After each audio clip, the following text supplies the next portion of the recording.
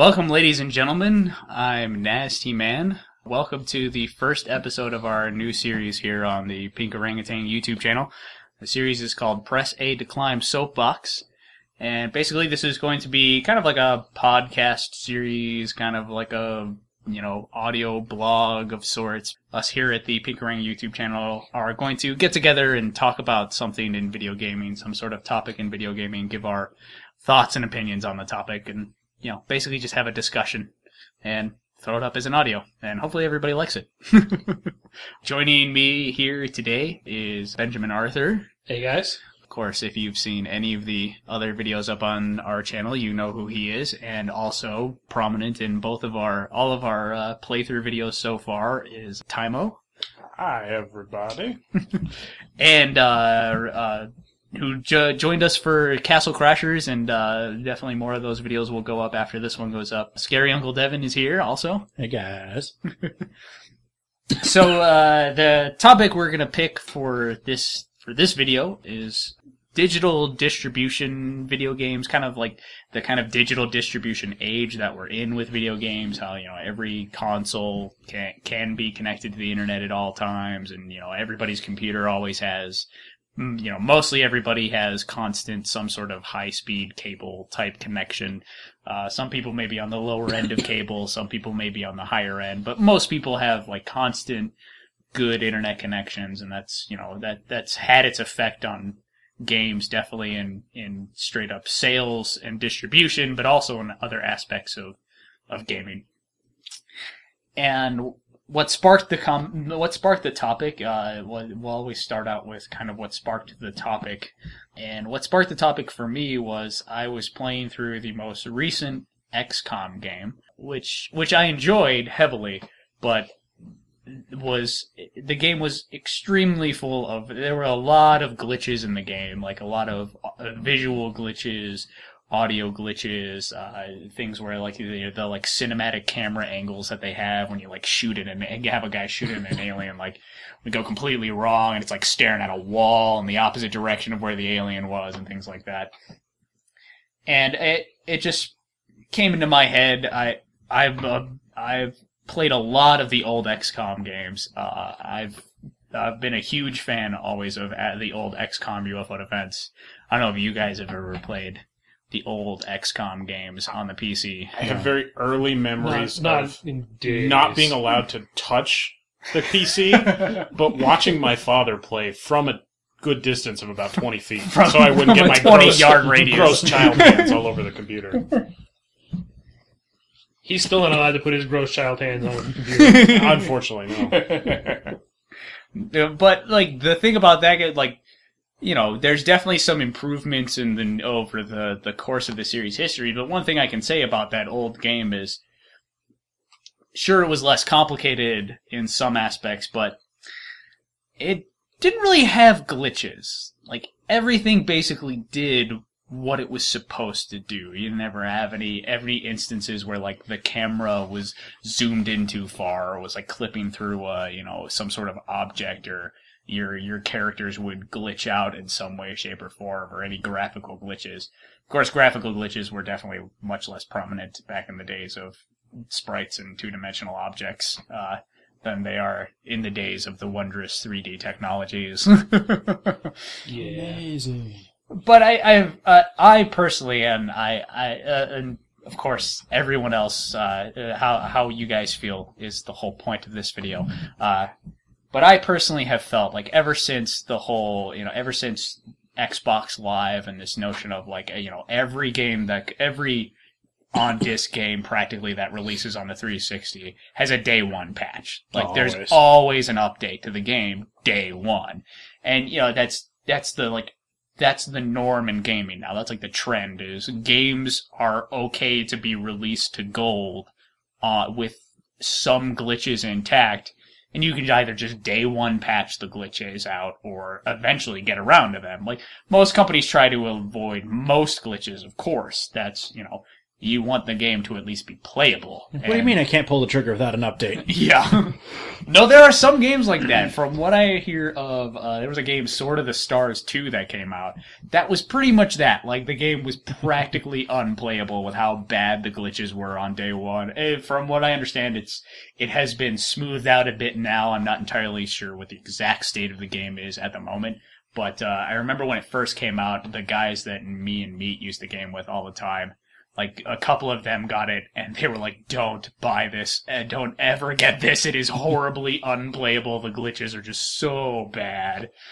And maybe it's more of the fact that I've definitely been more of a console gamer in my life, and I know Ben kind of a little bit of both. I've kind of fluctuated back and forth. I really started on PC, but I've kind of gone back and forth depending on where the games that I'm interested in are living these days. And well, because like when I was a kid, it was kind of the same thing in my house, like with Tymo. Like, we had like one computer in the house, and it was my dad's computer. So it's like, we didn't touch it. I got it, but I only ever got to play Genesis, and that was like the shareware. Yeah, we had. You remember there had an old Nintendo, or Commander Keen, like whatever demos came on a CD. I remember the first game that I ever got that was that like my dad would actually let us play on his computer was Chips Challenge. That was the first game that game was that I remember specifically. My dad would let us play on his computer was Chips Challenge. We had that game was classic. We had, Treasure Mountain. Definitely. I remember playing Treasure Mountain games in school. I don't think I never had it though, but I remember playing it at school all the time. We had Oregon Trail, and because they had like Apple IIs at my school. Yeah, I had an Apple II in 6th grade, and I remember I think somebody donated it to the school because we went through the desk it was in, and we found a vintage copy of the original Might and Magic. Oh, that's something no school should ever have any business having. We immediately installed it and played it. It's like the teacher kicked us out of there. Nice, very nice. No, definitely Treasure Mountain. I'm pretty sure some of my first games were freaking Math Rabbit. Did you ever play that shit?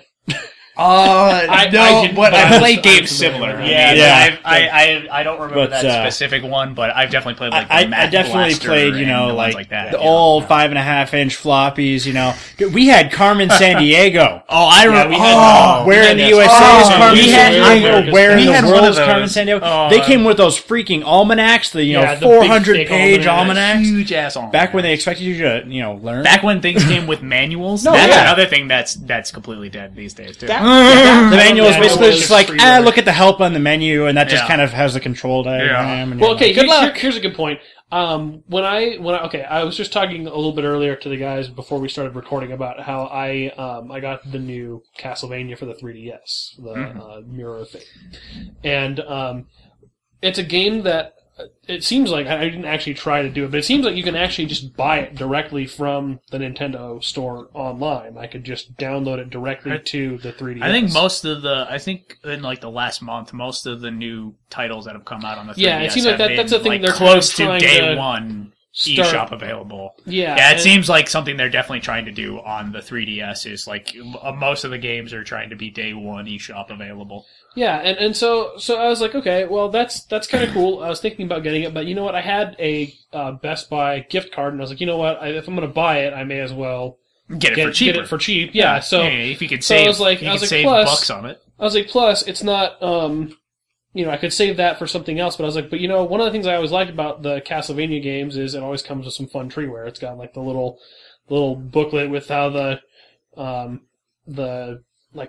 short backstory to the game and the characters, a little bit of character art and some fun stuff like that. And so I was like, I'll just run down to the Best Buy, which is it's like a mile or two from my house. So I just ran down there real quick to go get it, and when I opened it up and was going to start playing, one of the things that immediately struck me was the only treeware inside that case is it had like a Club Nintendo card ad, and that was it. Yeah. There was no official game art or no No official previously menu or on. anything. I was like, Yeah, no I literally manual, no gained instruction absolutely manual. nothing except for a physical cartridge by going down Yeah. to Best Buy and buying this. Well, I mean, you did save some money because of your gift card, but if you didn't have Well, I that, didn't gain anything. I saved yeah, some money. Yeah. Well, he could have gone and bought one of those little Nintendo point cards, and then same difference, you know? Yeah, that's Yeah. true. He could have gone down to Best Buy, bought a Nintendo point card with the Best Buy gift card, and bought it on the eShop, and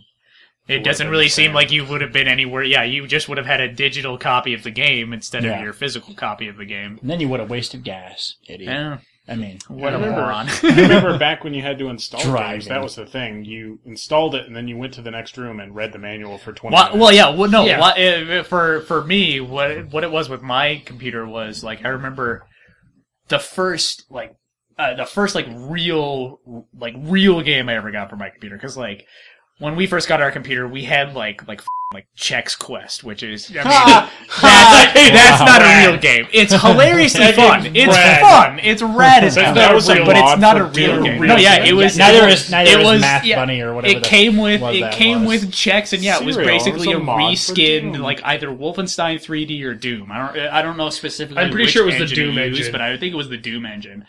And I had that game too.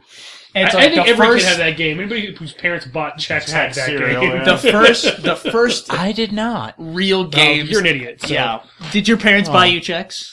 No. They didn't. Well, love then you. you don't fit in that category, idiot. Your parents didn't love you. It all makes so much sense now. So anyway. But I had Dark Forces, which was essentially the That I Star did Wars have. Doom. Yeah. They did write their own engine, but Yeah, they did write their own engine for it, but it's pretty much It pretty Doom, much just came in out Star exactly Wars. the same. played uh, and looked a lot like. And then after that, I had Jedi Knight, which is Dark Forces 2, Jedi Knight. And I remember with that game, yeah, it was exactly that. We set it to install on our computer, left the room with the instruction manual, and we're looking through the instruction manual while it's installing on our computer. While we were doing something else, like playing with Legos or watching TV, we were also reading the instruction manual to figure out what the hell we were doing in this game that was installing. And I feel like that has led to the rise of, since nobody prints a manual anymore, Oh yeah. they don't expect you to read the manual, so they always build in a tutorial level. I remember in older games, Oh, they're yeah. they expect you to know your key mappings, they expect you to know how to do every single thing. Maybe not two things at well, once. I See, understand so working here's the plan now. I understand. Okay. So since we kind of have that experience of having to wait for everything to install, because when we go with Steam, when you Yeah. buy stuff off of Steam, you gotta wait for it to download. Yeah. I just got Tomb Raider the other day. It was a 9 gig download. Oh yeah. So I had to You wait got my that on time. Steam? Yeah. I That must can't take a believe while to how download. huge Portal 2 is.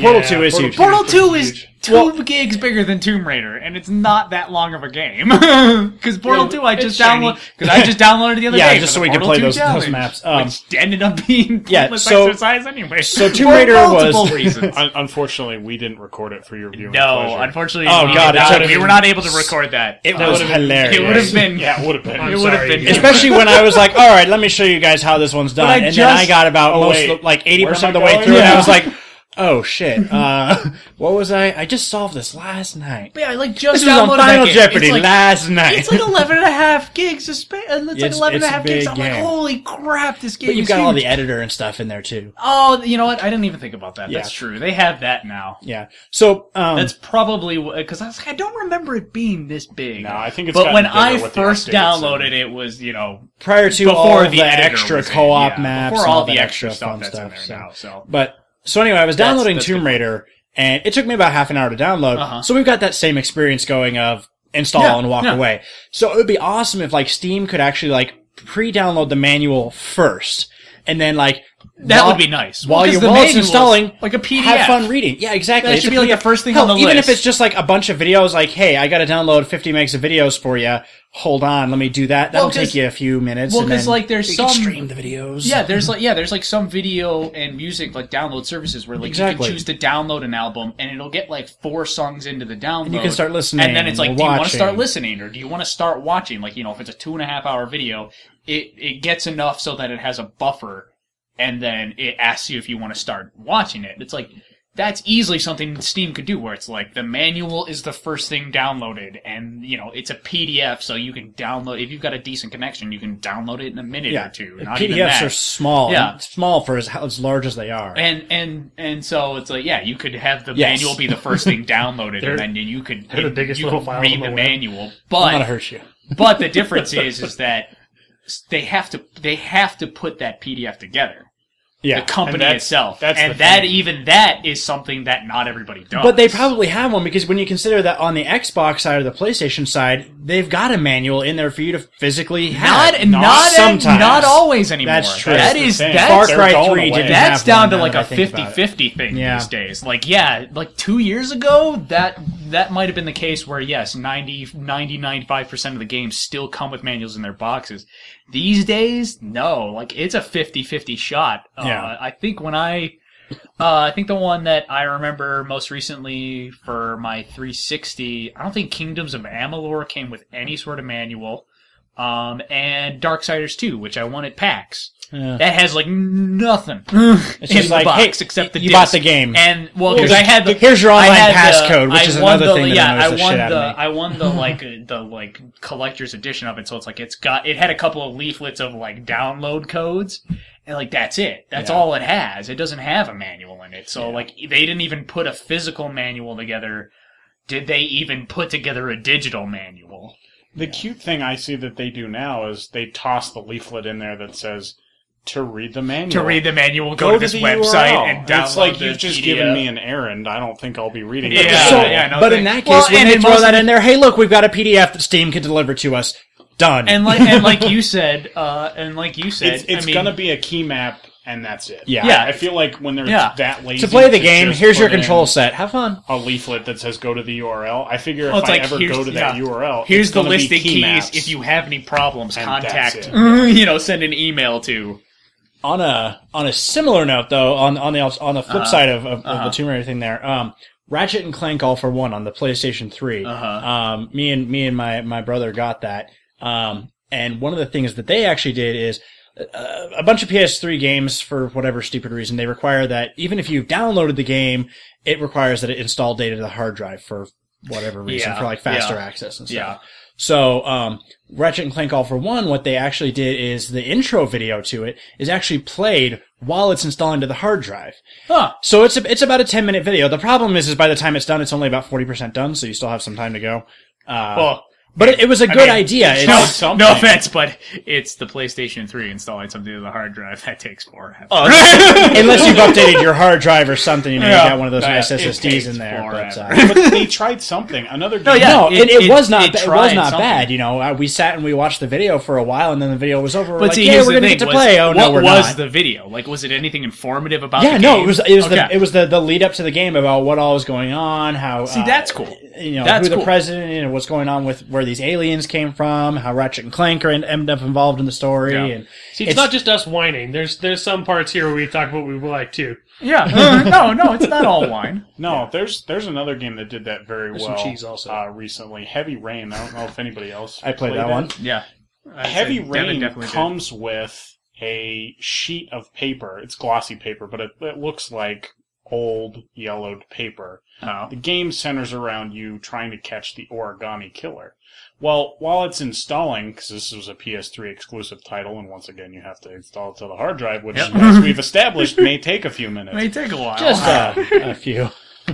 The game gives you instructions on how to fold that sheet of paper into one of the figures that the killer leaves on the dead bodies after that he's killed. Well, that So makes you more end sense up, now. you end up when it's done installing, you end up with You just weren't paying attention. No, I read boxed it. I didn't have any of the extra Okay. stuff. So, yeah, you got but the I remember red there box was the version. instructions still, Yeah. right? well, I started installing and I walked away. Oh. So I didn't realize. You know, if I had the piece of paper, maybe I would have thought, oh, what the shit is this? Yeah, the no, shit it is gives that? you the instructions to fold that into one of the origami figures he leaves on the dead bodies. he leaves behind. So I thought that was really cool, and that I was ready to play when that stuff was installed.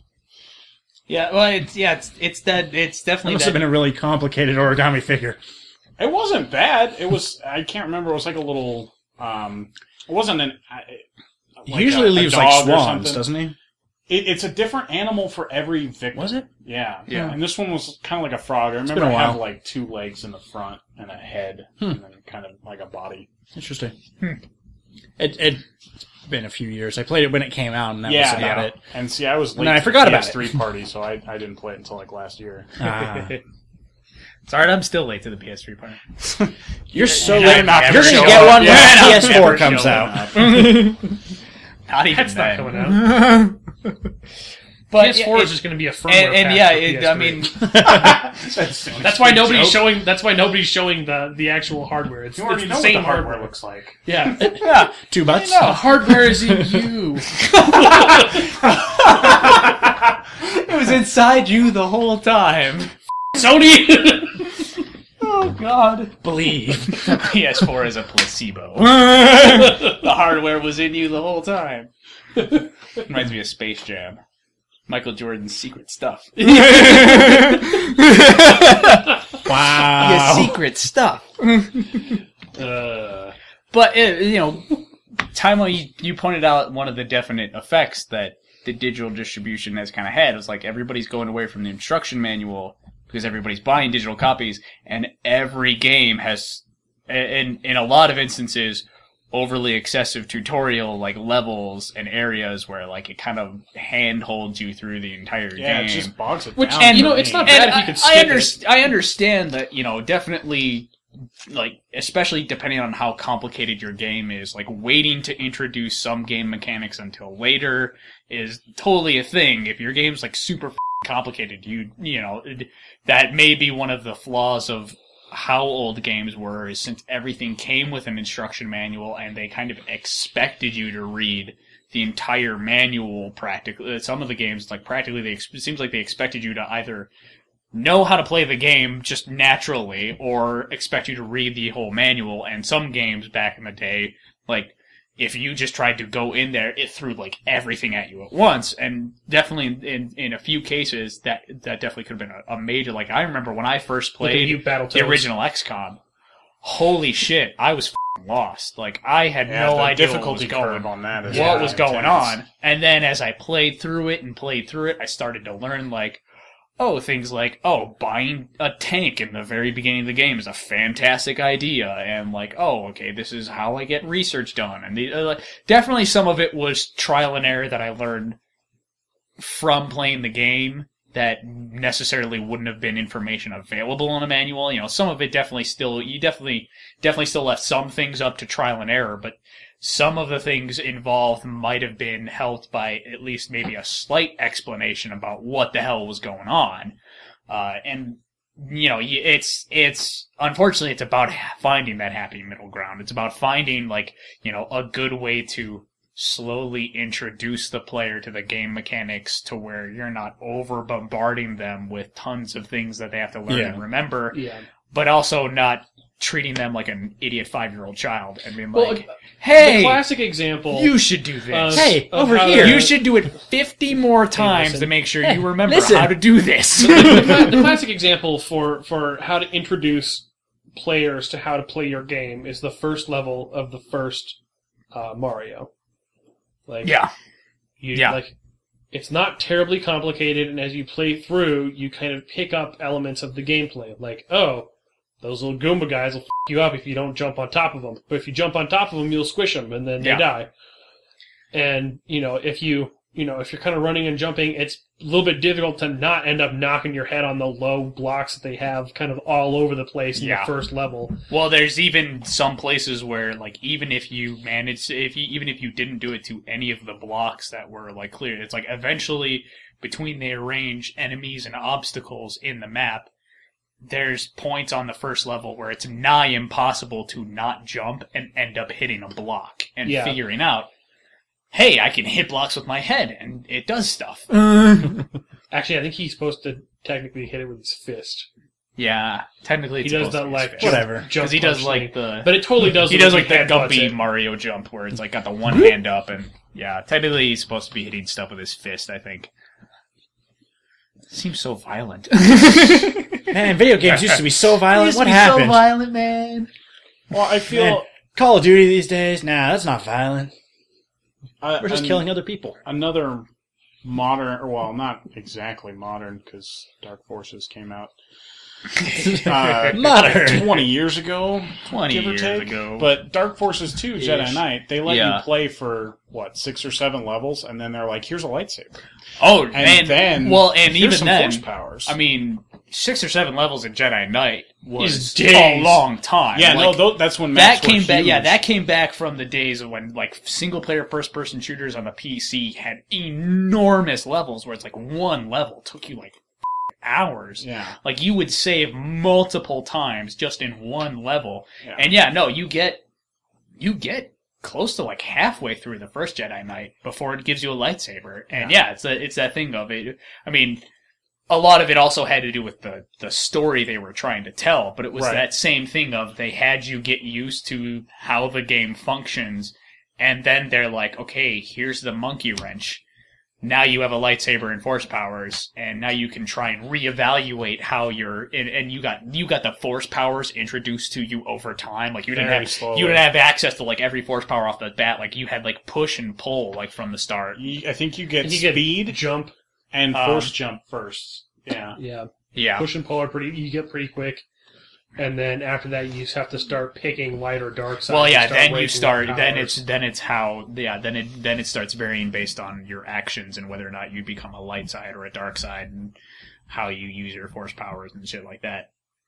But yeah, like it did because that was a good job with like, you know, because there hadn't really been there hadn't been like a first person or third person. There hadn't been like a good Jedi game, like ever. Yeah. Like you had the Star Wars arcade Super Star games and stuff like Wars that, and Super Star Wars, which were those side-scrolling, the side-scrolling arcade games, side-scrolling shooters and stuff like that. But nothing had ever been done from like first person, and especially not in 3-dimensional technology. So it was like, when Jedi Knight 2 comes out, or when Jedi Knight came out, Dark Forces 2, they had that intro period of introducing you to stuff kind of more the way you're used to it. I mean, before you get your force powers in Jedi Knight, I mean, it plays basically like a 3D version of Dark Forces. Like, yeah, it's very similar. It's still like a shooter. You have a couple of new mechanics that you can mess around with because because of like improved physics engines and stuff like that it vertical had over. aiming capabilities. But but even then, Jedi Knight was definitely from the age of the old Doom controlled shooters where it was forward, backward, turn left, turn right. Yeah, and then you had to not a thing yet. you had to hold a button to do like strafing and looking. Yeah, it was like to look up and down and to strafe left and right were control separate turn keys. was, It wasn't mouse look. That's another thing. Is mouse look wasn't a thing. It was all keyboard. I mean, you could use the mouse, but it kind of defaulted to keyboard use. I think eventually you could use the mouse with Jedi Knight because I remember playing it. I remember being so used to controls like that the first time I played Thief, actually, I remapped look controls to my keypad to the 10 key. To the numpad. And that's how I first played Thief, was with that. And eventually I learned the mouse was a much better idea. Yeah. No, yeah, it's like, well, because it did that good. It's like it introduced the game mechanics. It introduced the game with the old mechanics you might have been used to, and then without tutorials or anything like that. And then it would slowly introduce new guns to you without explaining to you what they did, but it would give you enough ammo to kind of play around with them. So you're like, yeah. Oh, this is what this does, Oh, all of a sudden the Imperial Repeater fires really, really fast, or I can do like the 3-shot with it. That was kind of the BFG, the shotgun, the secondary, almost, well, like all of the guns, and back in the day when first-person shooters were every gun had primary fire and secondary fire. I missed those days. Yeah. No, I definitely missed those days. Go play yourself some Unreal Tournament. I have UT 2004 on Steam. It's wow. awesome. That's actually me 2K3 and 2K4 were both pretty sweet. The X-Score group that me and Meat used to game with, like 10 of us bought it. It was on sale. Like the whole, like everything Unreal was on sale on Steam one day. And we were looking at it and we're like, man, UT 2004, I remember that game. That game was awesome. And everyone's like, yeah, I thought so too. Yeah, me too. Maybe I should buy it. Maybe I'll buy it too. And then 10 of us owned it. All of a sudden, the next day, everybody's hopping on UT 2004. And that's the beautiful thing about game. digital distribution is it allows things like no, that it to definitely happen. it definitely is awesome in a lot of ways. Like, a lot of things about digital distribution are great. Where, yeah, like, literally we can be on, a VoIP program just talking to each other and be like, yeah, dude, this game was awesome. And we all can, if it's available, immediately go purchase it, download it, and play it without having to leave our homes. Like, we can even keep talking to each other on our VoIP programs while it's downloading and installing. It's like, that stuff is awesome. Yeah. And the ability to patch a game for, especially in the modern era when you start getting things like complicated 3D geometry and physics engines, and it's like, you have a hard, depending on how complex your game is, it's like the reason why there's always glitches in the Bethesda Elder Scrolls games, and like how there were a ton of glitches in Crackdown, and even in Crackdown 2, there were definitely some still prevalent. Virtually impossible it's those huge games where it's like it's practically impossible to test everything that can happen in the game space within the, before the game was supposed to be released 20 years ago. In a limited amount of time, certainly there are some things that slip past. But then you have things like happened in XCOM where it's like, I was playing through XCOM, and I was playing a mission, and, I understand a lot of stuff in XCOM is, kind of randomly generated, so that always kind of throws some monkey wrenches into the plans of product testing from the get-go. But I was playing a mission, and it was a mission where I had to go to a guy and rescue him. So I had to go to where he was and then bring him back to my ship, and that's how I got out. That's how you win the mission. Yeah. So I get him, I bring him back, and I had killed every alien, and I move him into the drop zone, and nothing happens. Nothing happens. I was like, okay, well, do I have to take everybody? I was like, okay, maybe I have to get all of my men in there too. This hadn't been the case in the past. I had done missions like this before, and all you have to do is get the VIP, and it ends the mission, considers it successful, all of your guys get back in the ship, and you fly back home. I was like, okay, well, maybe for some reason, this was later on in the game, so I was like, okay, maybe now I have to escort everybody else back to the drop zone too. So I get all of my men back to the drop zone, and it says, the mission is not complete. Do you want to abort the mission? I was like, no, it is complete. The guy is literally in the drop zone, surrounded by my entire team. He's there. It should be finished. And it took me 15 minutes of moving him in and out of the drop zone before finally, for some reason, it registered it and let me complete the mission. It was I spent 15 minutes doing nothing for no reason because of a glitch where it's okay, that's not an occurrence that you can't replicate. That's something that you should very easily be able to test. Okay, here's your job. You're gonna play a VIP mission, and you're gonna play it, I understand the life of a tester is rough, but it's a necessary thing that has to be done in order to make sure that the game works correctly. How testers are treated is an argument for another day. But, you take a tester and you go, okay, you're playing a VIP mission. You're going to play it 100 times. And if you have any issues, you tell us. I feel like that's something that would have hit eventually where he would have been like, hey, I'm not able to complete this mission. And they should have been able to fix that bug. I'm not claiming to be a code wizard and say that there's nothing in the code that should have been bogging it down. But there was nothing apparent to me as a player, as a person who plays a lot of video games and had completed several missions exactly like this on even other VIP. I had completed other VIP missions on the same map because there's only a certain number of maps that the game rotates through. Yeah. Especially when it comes to the random missions like alien sightings and VIP rescues. The missions that actually involve UFOs are certainly more varied, but there's only a certain number of maps they rotate through.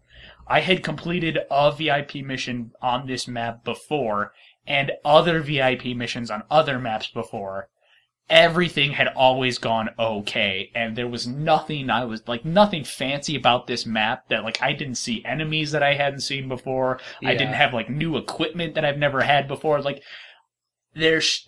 what I saw, I can find no reason to justify why this game glitched other than you did not put quite enough product testing into this game. Yeah. And just because that happens, I love games.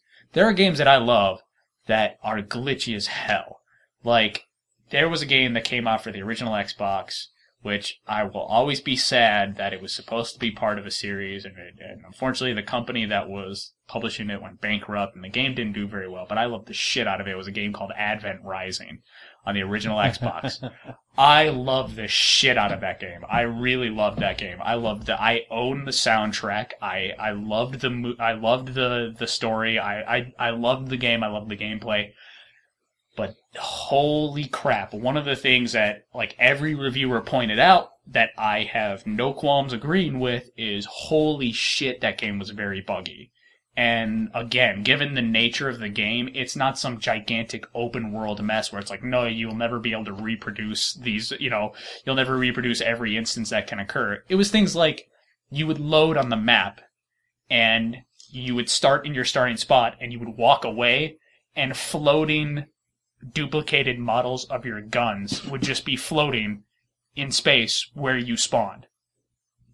And then random times the music would just cut out and stop for a while. Well, and you're huh. And then 45 seconds later it would kick back in. And it's stuff like that where it's I loved that game. And I do enjoy the new XCOM game. I have some other qualms with it, but I can reach those when we get onto a different topic in a later video. But it's especially with Advent Rising, I let it go because it was from a super small development company, and it was published by a company called Majestico, which I don't know if you guys remember them much, but it's they were not they're not EA or Activision where it's they've got tons of money to throw behind their products and they can pay for tons of quality testing. It's yeah, the game definitely was way buggier than I think it should have been. They should have held on to it for another month or so and made sure that it was a little more solid before they released it. But at the same time, it wasn't released by a really huge company, so I personally let a little bit of that slide, and that's what helped me enjoy the game so much. But with XCOM, that's put up by 2K Games. They are no slouch. Especially ever since Borderlands, they practically have the license to print their own money. Borderlands has been making tons of money for 2K. And they have the 2K Sports series, which always does really good. Yeah. It's 2K is a big enough company to where I look at the glitches that are present in a game like XCOM, and I have to go, okay, back in the day, this would not have slid. This would not have been, nobody would have released a game with this many glitches back in the old days. Back in the days before everyone had stable internet connections. This was not what a game would have been released as. Yeah. And that's one of the things I've actually been a fan of with, I will proclaim right now for the viewers at home, everyone here already knows this, but I am a huge Nintendo fan. That's one of the things I've liked about the Nintendo consoles up until recently is even with the Wii, they kind of jumped on the internet bandwagon with the Wii, but not that much. Yeah. But the nice thing about it was games, Nintendo games, when they got released, were solid. I didn't have to worry about day one patches. There were games that included day one patches, but they were actually Wii firmware updates. Yeah, they were saying they weren't game patches. Fixes. The game was fine. But the Wii itself needed to be patched to run Metroid the game. Prime 3, for instance. That was one of the first ones that I believe downloaded. Super Mario Galaxy 2 had one, I'm pretty sure. I think Brawl did too. But I think Prime 3 was the first game that did it. The first Nintendo game that had the mandatory system update. If I remember correctly, there was a DS game. I want to say it was Mario Kart DS that actually had a firmware update embedded into it. That might have been true. I don't know. I hopped on. I got Mario Kart DS way late, mainly because I got my DS way later than I got the Lights day one. So yeah, I got the Light months after it had been released. So what I was going to say when you were talking about Advent Rising too was, and let me collect my thoughts there for a second, was when you were playing that one, despite the fact that Xbox Live existed, they didn't have patches at that point in time. Yeah, no. And if I remember correctly, actually one of the first games on the original Xbox to ever actually get a patch was KOTOR 2. I'm pretty sure that game was not released finished. Which is funny. That was just on sale on Steam. Was it really? 2 days ago was the daily sale. But I remember when I got it, that was actually one of the ones that... my feelings of KOTOR 2 will stay in the box for now. That's another time. Yes. But yeah, that was one of the first ones to really have, and correct me if I'm wrong, but that was one of the first ones to actually have a patch that came out over Xbox Live. Yeah. And so that was entirely new to anything anyone had done. It's not like, in the first Halo there were plenty of issues in the first Halo. Oh yeah. Yep. And but there was nothing you could do about it. predated Xbox Live. This is true. Yeah, the first one. The Xbox Live was not a thing until Halo 2. Halo 2 was the Halo 2 was the first. It was like the first game to really utilize it for like good multiplayer. But even then, it's not like Halo 2 had updates. The only way you could get the Halo 2 updates is if you actually went. There were updates only available to if you went and bought the map pack disc, which I did.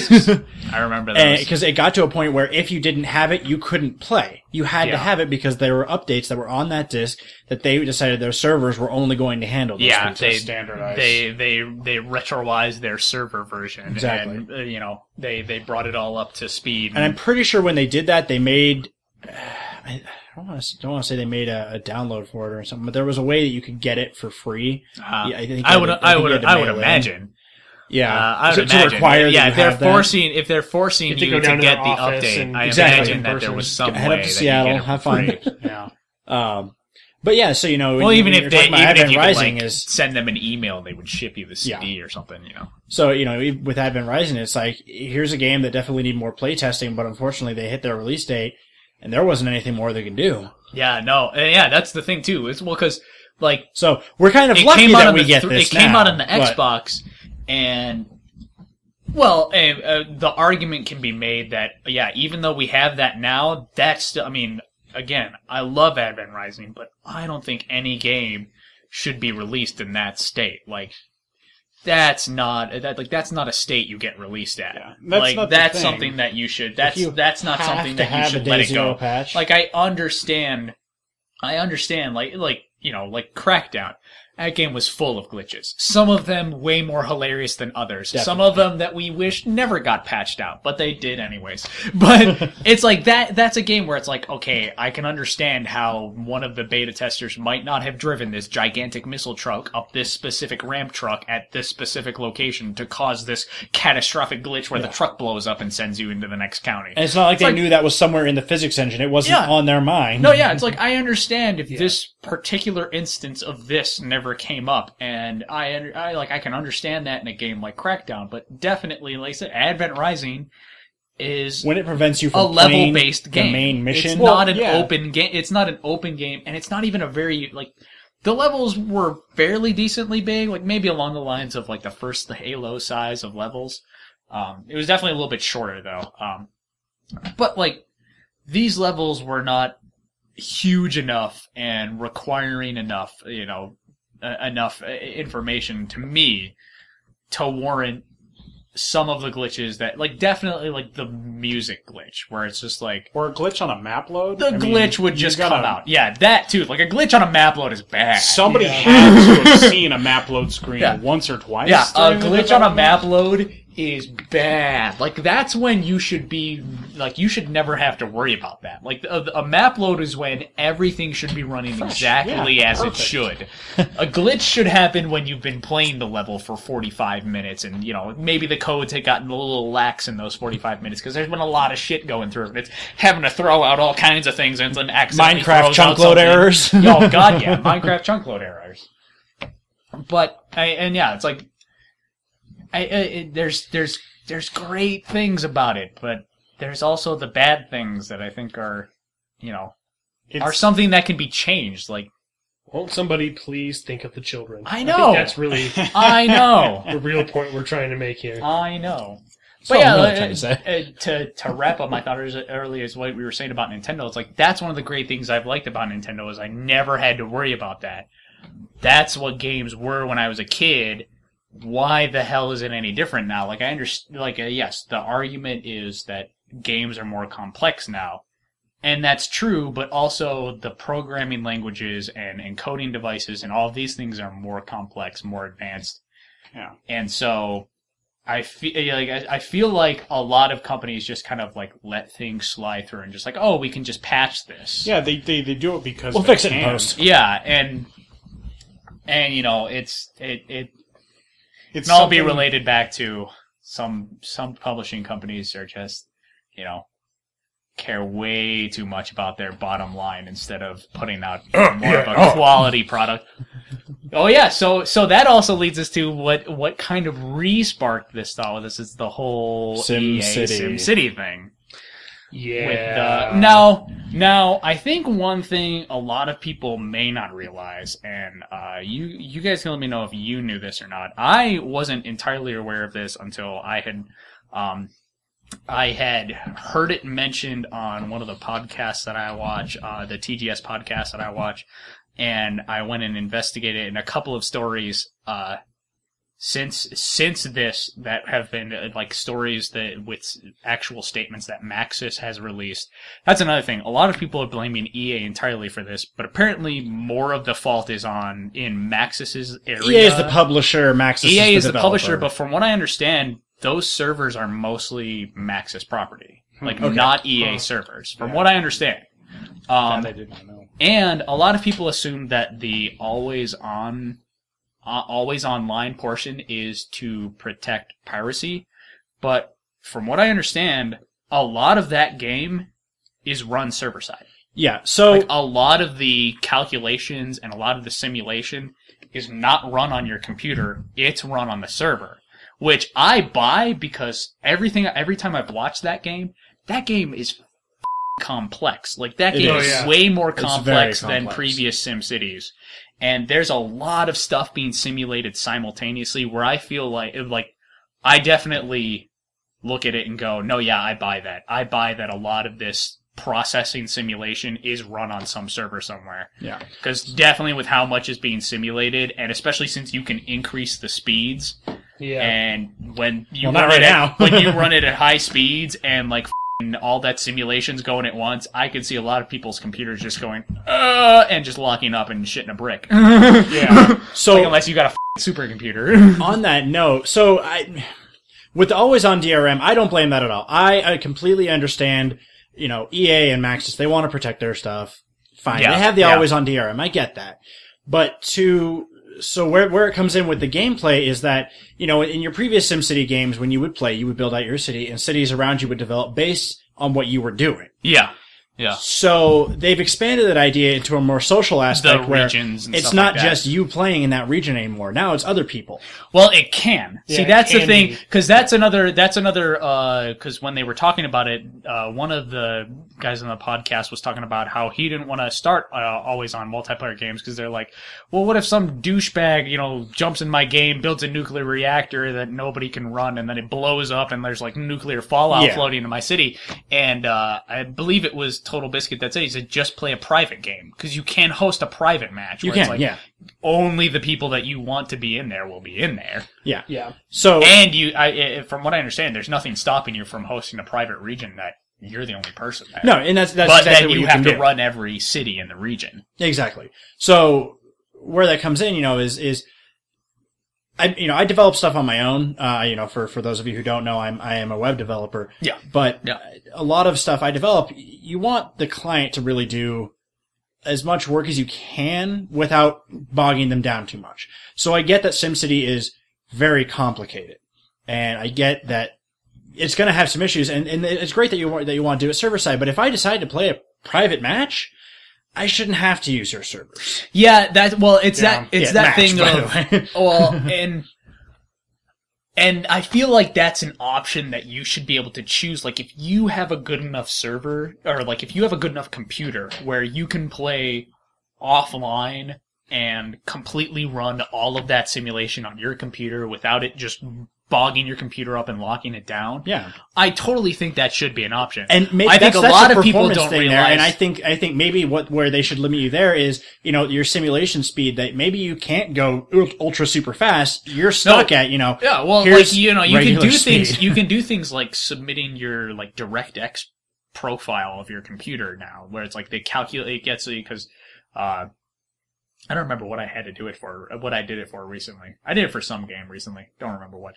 But it basically just, gets all of the hardware specs of your computer. I've been getting that from Steam on occasionally for different games. When I launched Tomb I don't Raider, remember what I got. When I launched Tomb Raider, a little something. Steam thing popped up. It was like, hey, do you want to send me your hardware profile? And I sent it in. And it's like, you can register a hardware profile and, have even in the base game without having to, you can have the game remember, like, required hardware specs. That takes up no space at all. Yeah. That's a text file. Yeah. So it's like you have the game in the client.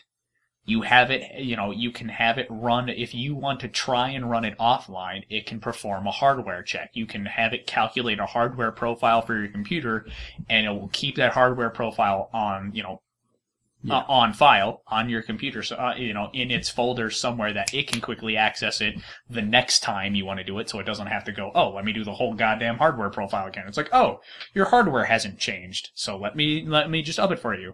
But yeah, I feel like that's something they could have done, where it's like it can get a hardware profile of your computer, know what it's dealing with, and it can go, okay, your computer looks like it's powerful enough to handle running this game, and then some people it might have, and then it can go for some people it'll be like, you will run this game at a really, really poor quality because your computer is not good enough to handle all of the simulation that's happening. Are you sure you want to do this, or just outright prevent them in the first place? I personally think that it should be a choice. Speeds, man. Like, I definitely am the person who that is a speed setting on there. Okay? Choice. I know. Yeah. I believe it should always be a choice. If I will only be able to run it at turtle speed at 1 frame a second, then let me. Well. Yeah. What is it? That proves no harm to you. Yeah. It's only harming me, and I'm always the person. If I choose to harm myself, let me harm myself. Yeah, so you're paying them to let you do. I paid really you crappy circumstances. Yeah, I paid you $60 if I agree that I will run this game. That I'm okay with running this game at really crappy circumstances. That's okay. Yeah.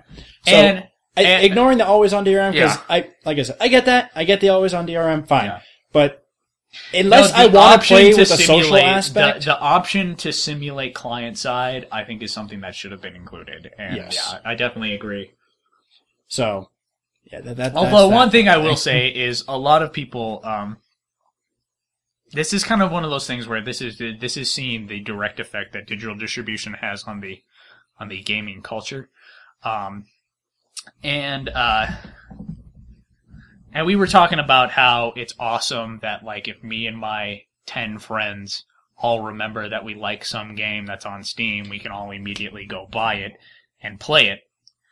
And that's awesome. It works out really well in the cases of games like UT 2004, where it's like, it's super old, so it's like, we don't have to worry about, like, bogging down servers or shit like that. And your machines can run it guaranteed. Nobody's going to take a quick system I feel like one of the effects on gamers that the digital distribution, like the digital distribution age has created is everybody bombards every game day one.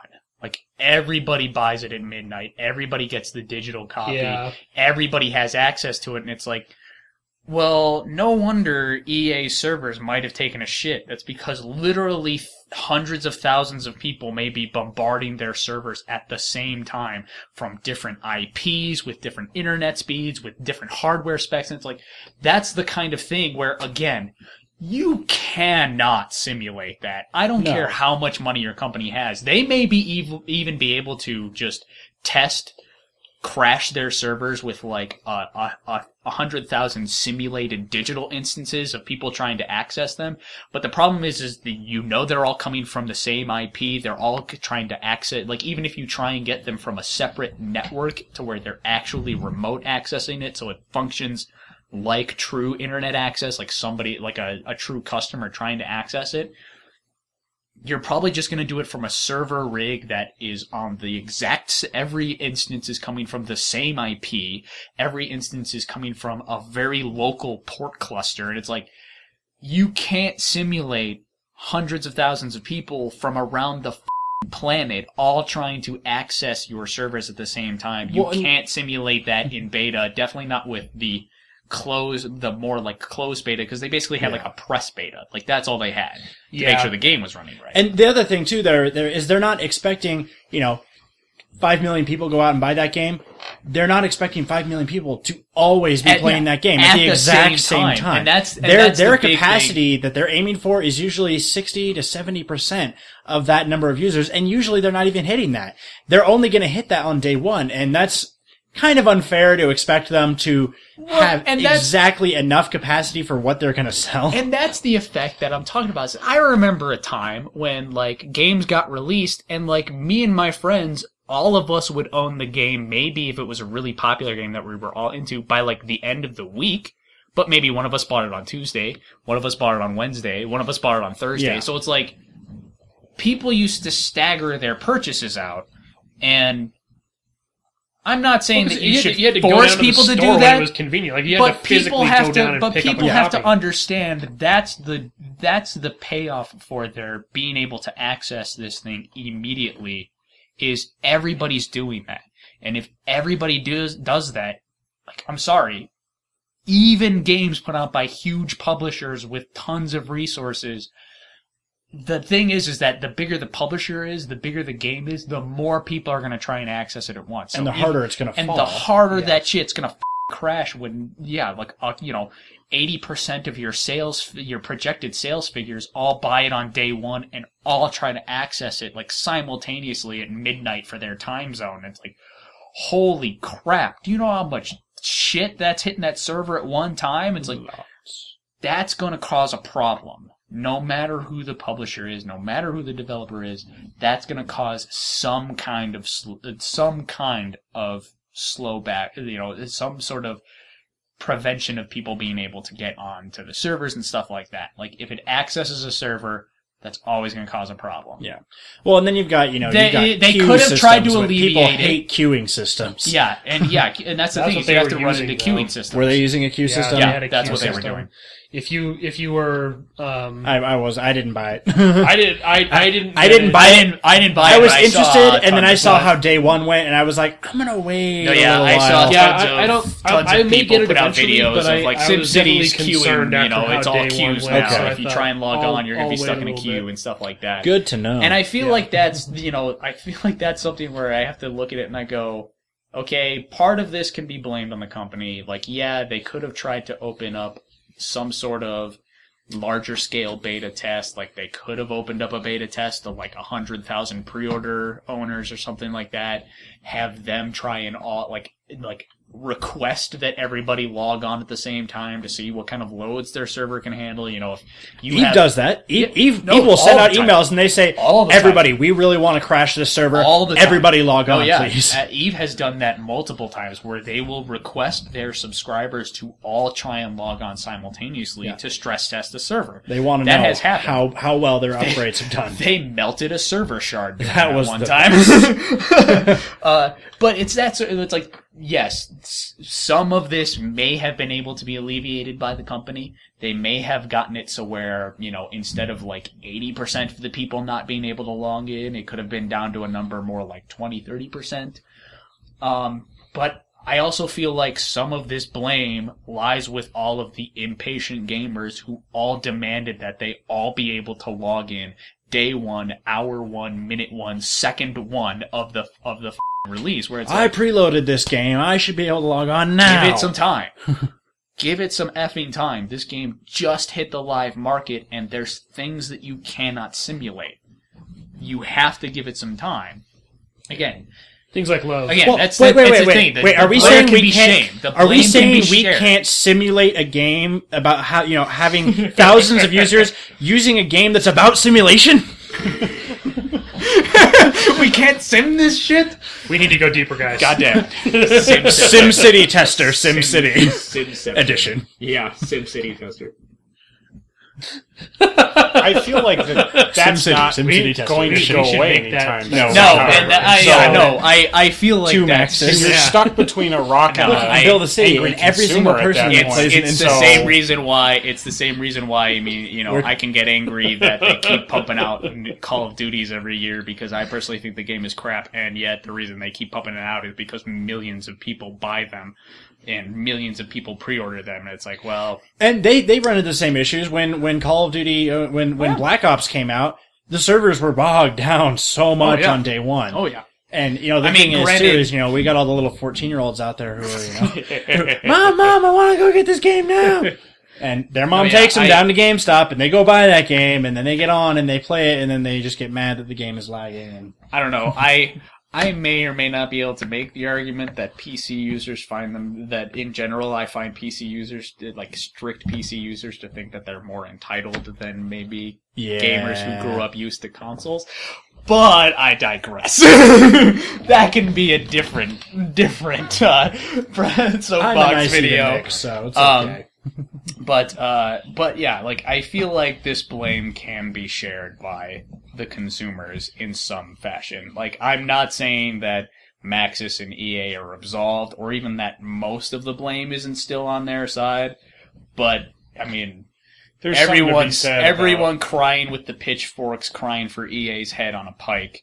There's something to be said for how gamers and I mean almost society in general, including How entitled we non-gamers. feel. Yeah, how because of the fact that it's immediately available to everyone digitally at midnight in their time zone, because of the fact that everyone can get it, most of the people just feel entitled that because it's available, they should immediately expect it to be available, playable, no problems whatsoever.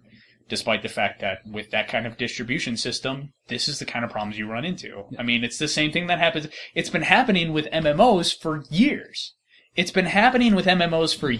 And nobody's cried foul. And I understand that, yes, the difference in expectations between an MMO and a SimCity game, I just think a lot of people expected to be able to play single-player offline mode in SimCity, and that wasn't the case with this one. And that has kind of... I feel enough people haven't quite adjusted their expectations of what the game is based on that information. A lot of people are still holding this SimCity launch up to the launches of previous SimCities, where it's like they went in a different direction with their business model and how this game functions in general. At a core level, yeah. Yeah, like at a base level, this game functions differently. And so I feel like enough people haven't adjusted themselves for that. Yeah. And maybe that's, what people are really mad at. But like you said, they haven't adjusted to figure out. That's one of those things where, I mean, it's that same statement with people who got mad at Dante's new look, or people getting mad when with the reboots of games that have happened. Somebody's gonna hate something about if you're still changes. mad that they've decided to have SimCity function a little differently, get over it and don't play SimCity. This is where they chose to go with this one, and it's not like it's not like this is like a super bad direction to take SimCity. Like, from what I hear, the game is fantastic. There's a bunch of things that SimCity never did, like the different commodities you can get and trade for and combine with raw materials. Like, you have plastics and circuitry and metal, and you can make TVs. And you can do things like zoom in extremely far, and you can see what people are doing. It's like they've tried to do something. They've tried to make SimCity, more than the sum of its parts, it seems like. And if you're still, if you just saw that information and got mad, and that's what you're still mad about, then I have a question of why did you buy the game and are then demanding to play it on day one? Were you really still expecting it to be the same old SimCity that you played, over the last 20, 25 years because they've been clear in that they're going to be, they've gone in some new directions with this one. Like, well, they the game have is just never called been SimCity. I mean, I think it's intended to evoke the concept of like reboot. Like I think it's intentionally named in such a way as to imply, I kind of agree we're making with some changes. I kind of agree with a right lot of now. people who I'm saying, who I agree with. It's like, am I the only one getting a little sick of the, like, plain named reboots? Tomb Like, Raider, Tomb Raider, SimCity, SimCity, Thief. Thief. Yes. Thief. I mean, really hope that's granted, not the as old much name of a for- reboot as The they... old name for Thief was, for the new Thief was stupid. Where they replaced the E with a 4. Did you ever see that? No. Yeah. Oh, The God. new Thief, that game that's coming out, it was initially titled Thief, but the E was replaced with a 4. Yeah. Now, It was the mind dumbest you, name in they already gaming made history. the third one. No. They could have done that They with the changed third it. one. They changed it. They changed it, and now it's just called Thief. Not the But no, it's what's just like I'm a little like I feel like to me it's just like a lack of creativity. Yeah. Well, Like, really, you couldn't think of any other subtitle to throw on your game besides, like, Tomb Raider. It could have been, like, Tomb Raider Genesis, since it's supposed to be this tale of how Lara Croft comes to be Lara Croft. Like, well, that kind of... I think the Catholic Church owns the word Genesis. Having playing through it, that kind of is a little bit about what it is. It's basically kind of origins of Lara Croft. well, but it's definitely supposed to be a some of her precursor to the previous Tomb Definitely. Raider. So it's like, even if it's a reboot, you can, like, titling it something like Tomb Raider Genesis still implies this feeling of, this is a game in a series, but, it's not like a sequel to the games that came before it. Yeah. It's, Hell, new Super Mario Brothers. yeah, new Tomb Raider. It was kind of lazy, but Just you go know for what? the easy. Yeah, it feels lazy, Well, but you know which one they're talking It about. was a little lazy, but Tomb at the Raider same Plus. time, it was less lazy than just calling it Mario Brothers and make it like it was less lazy than just calling it Yeah. Mario Brothers or Super Mario Brothers, like calling it a title you've already used, because they did a great job with it because it's called New Super Mario Brothers. The fact that it just has Super Mario Brothers in the title does what they wanted it to do. They definitely wanted that game to evoke the old school 2D nostalgia. Like, completely, that game invokes all kinds of, like, Super Mario Brothers 3 and Super Mario World nostalgia like crazy. But they put new on it to let you know this isn't the old game. This is a new game. This isn't your dad's Super Mario Brothers. Yeah, essentially. Yeah, your dad. I don't know what your dad has to do with it, but... No, that's I don't think that's any of new us Super are Mario old enough Brothers for brought that. to you by Doritos. This isn't your dad's Super Mario Brothers. Wow. This was a Mountain Dew ad. Extreme! Yeah, new Super Mario Brothers Extreme. Yeah, that's where this ended up going, guys. Yep. New Back to you, Super right, Mario Doritos. Brothers Extreme. So Coming to a anyways. console. That's what I feel like with the whole with all this, like, the digital distributions. Like, I feel like there are some great things about it, but I think overall, I mean, maybe I'm just getting old and bitter. I mean, that's a thing that happens. That's okay. But, like, I feel like for His all Game of and the Thumb swells up a positives little bit when it rains. that come with digital distribution, I feel like I don't care as much about the positives, but I'm getting all of the effect of the negatives. Like, no matter whether or not I care about whether I can have a game digitally on day one, I'm still getting hit with shit like games that are, leaving they're in glitches broken when you because get they it. can patch them and, like, things like that. It's like, I feel like... Well, it hurts players who don't have access to high-speed internet, like, Or just they're- don't care. It's like there's Yeah. a, I a said, like, smaller market, but If I still. just there are just some games where it's like, I mean, I'm the kind of guy who I still buy CDs. Everybody on the comment section can tell me I'm old, and I don't You care. are, but- I still buy CDs. I What's a just like CD? doing it. I just like doing it. I like having a CD. I like having it. I immediately copy it onto my computer so I can, like, put it on my phone and have, like, the MP3s. But, I mean, I don't, like, copy it to, like, give to my friends, but I copy it so I have the digital versions Pirate. of it for myself. But I still like owning this. Like, I like having the CD. I like having it. I don't know what it is. I just like it. And it's the same thing with video games. Like, even with all this digital distribution stuff, like, when I eventually when I eventually get a Wii U or when I eventually get a 3DS, I will probably still buy most of those games hard copy, despite the fact that even on consoles, it's starting to get to the point where, every game gets released, hard copy, but it also gets digital release on the same day. Well, and the benefit there, if you decide. I mean, the reason why I don't do it on my computer mostly is because it's harder to find hard copies of PC games these days. Like a lot of PC games just straight up don't do it. Yeah, people just don't care anymore. I can't tell you how many games I have on Steam where there's not a hard copy. Yeah. It's only digitally distributed. Yeah. Like I have a bunch of small indie, more indie type titles on Steam where it's like, this game does not have, they do not print this. They do not print a CD of this that I can go buy and get shipped to me, off of Amazon. It's like, no, the only way to get it is to buy it digitally. Yeah. Physical media distribution. Even when you go and buy it physically, I went and bought Deus Ex, Human Revolution when that one came out. Yeah. You know what was on the disc? A Steam installer. Free Steam digital copy. Yeah. The key that was inside was a Steam key. And since I already had Steam installed, it went through a process of installing a bunch of base information and then you could just download. Mm-hmm. But the primary thing that was there was, hey, here's Steam. And that was what they were giving you. So even when you're buying a PC copy, so many of those games are there now. But at least the benefit when you're buying a console game, when you go and buy a physical copy. You get a box? when I buy it, I can lend it. I have a box I can lend it to you. I can lend it to you. I can lend it to anybody. That's a thing. I can't do that with Steam.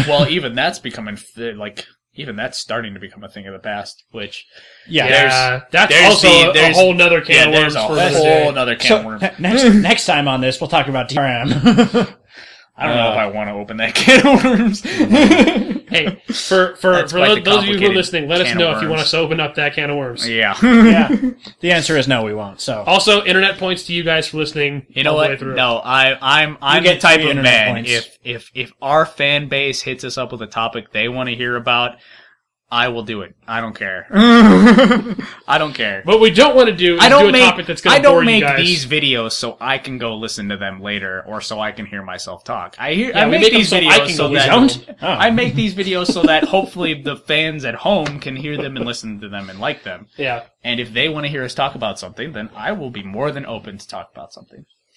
Which I think comes to a good closing point in the video. So give us a shout out. Let us know what you like and hate. And so ideas. I think I don't think any of us are entirely against the new digital distribution culture that's come up. No, I think it's easily the way to go. I just think people are using it as a crutch for getting lazy. I don't know if I'm just old. I don't know if I'm just old and used to the way that things were. It's lacking some magic. It's lacking the sit down and read for a while. It does. Some of them still try. There is some magic lost from not releasing, and we talked about earlier. There is also some impact on how the game is developed when you don't release any kind of manual, whether you're expecting your consumer to read it or not. You have to hit you over the fact head that it's not there implies just the fact that it's not there means you have to include some things that would have been in a manual in the game. You can't just leave it as an option, to adjust your introduction or tutorial to the game. Yeah, no, it's a thing where there's good to it, but I think Ben said it while we were all talking. It just feels like an excuse for some laziness every now and then. I think they'll get around to fixing it. It's just one of those things where the digital distribution hopefully we'll get around is a to new business fixed. Model, and I think that there are hurdles that come with any time that you make a major shakeup to companies' business models. And that's one of the reasons why I'm so sad when things happen to what happened with SimCity and Diablo 3, where it's like they're trying to branch into new territories that haven't been done. It's like this game being released that has this it's not quite an MMO, but it always has it's a half between an MMO and a system, a service like what OnLive does, where it's part of this game is constantly being simulated on a server and it's being streamed to you. So it's they're trying this new business model and things didn't go quite the way they expected. And it really does make me sad to see everybody crying for EA and Maxis's heads on a pitchfork. And it's this was a new thing. They tried something new. It kind of give it some time. This is one of the few games that has tried this method of release. It's going to take some time before we get it right. You know? It just takes some time. I'm gonna punch you. Little bit. That's all we can do, though. We don't want to get sued. No suits. No getting sued. Thank you, all the viewers at home for joining us. I'm Naz T Mann. Benjamin Arthur. Time up. And Evan. And thank you for joining us on the Press A to Climb Soapbox. As we were stating earlier, if you have an idea for a topic or something you want to hear us talk about, there's an email included in the description of all of our videos. And so just go to any of our videos. All of them have the email in the description. Send us an email to that. If you have comments, questions, you can always leave them in the comment section, or you can send us an email if your comment or question is too long for a YouTube comment, or you just don't feel like leaving it up in the YouTube page, which is totally fine. You can also send us an email with anything else. You can just send us an email if you feel like it. If your email just says hi, we'll say hi back. We will absolutely say hi back. I will absolutely send a reply email to anybody that sends an email that says hi. I will absolutely reply to your email. Watch the rest of the videos on our channel. Go check out our Grade 8 Games videos. They're quite humorous. You can see me, Benjamin Arthur, and Tymo on the Magica playthrough. And then Scary Uncle Devin joins the three of us on the Castle Crashers playthrough. And, we will, see you all next time when, on the next episode of Press A to Climb Soapbox.